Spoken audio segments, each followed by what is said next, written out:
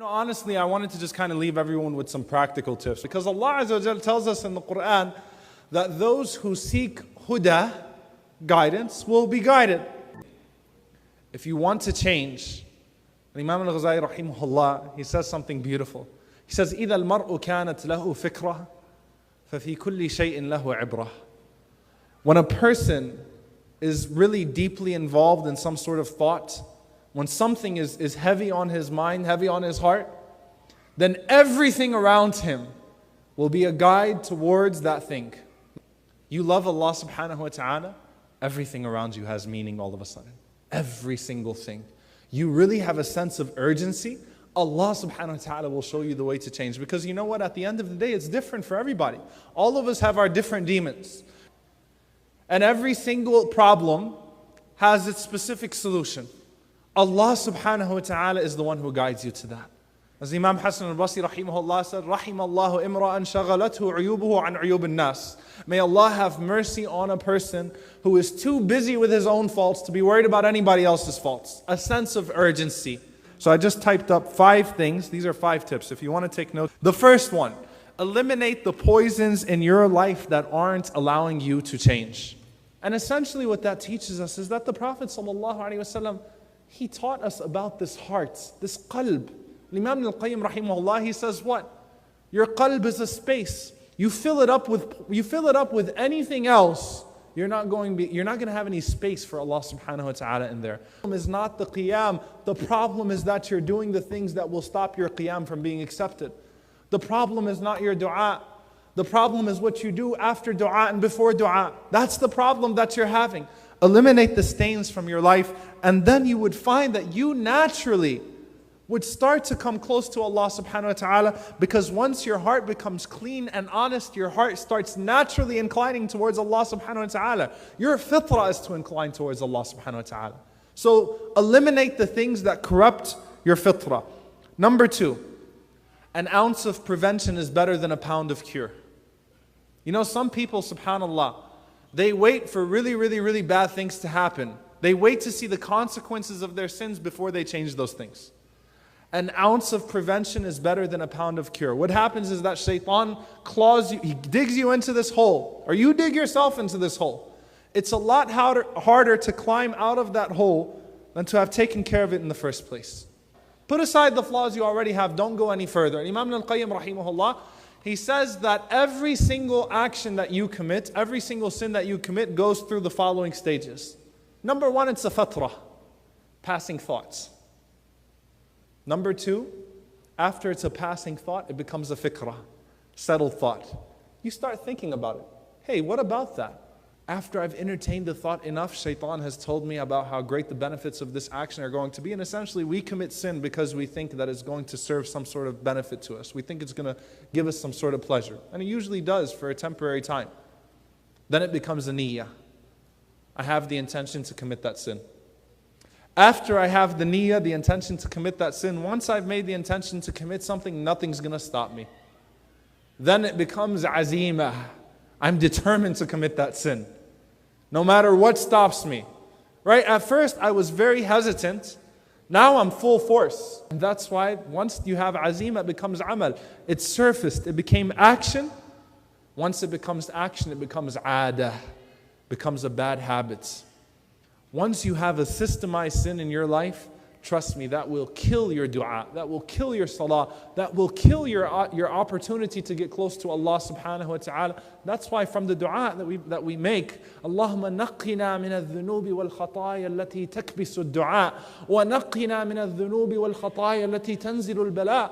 We ask Allah subhanahu wa ta'ala to purify us from the sins and from the mistakes that cause our du'as to be cut off, and that caused the anger of Allah subhanahu wa ta'ala to descend upon us. Rasulullah sallallahu alayhi wa sallam tells us that at one point you become defined by your sin. Just like at one point you become defined by your good deed. In Bukhari, the Prophet sallallahu alayhi wa sallam said that a person would tell the truth so much, he would be so truthful, حَتَّى يُكْتَبَ عِنْدَ اللَّهِ صِدِّيقًا, till he's written with Allah subhanahu wa ta'ala as a siddiq. Not that he told the truth one time. This is a truthful person. This is someone who's truthful in his faith. And then a person would lie so much, not that he told a lie here or there, until he's written with Allah subhanahu wa ta'ala as a kadhab. Your name with Allah is a liar. Subhanallah. You become defined by your traits. You become defined by your deeds. Number 3. Anyone ever heard of the acronym KISS? Keep it simple sunnah. Keep it simple sunnah. We can all agree upon that. Rasulullah ﷺ tells us that when a person goes to his grave, but when you go to your grave, what are the things that you're praying for? What are the things that you miss? What do you really want? He would come back and wish he could just offer 2 rak'ahs. Just 2 more rak'ahs. So that Allah subhanahu wa ta'ala might forgive him with those 2 rak'ahs.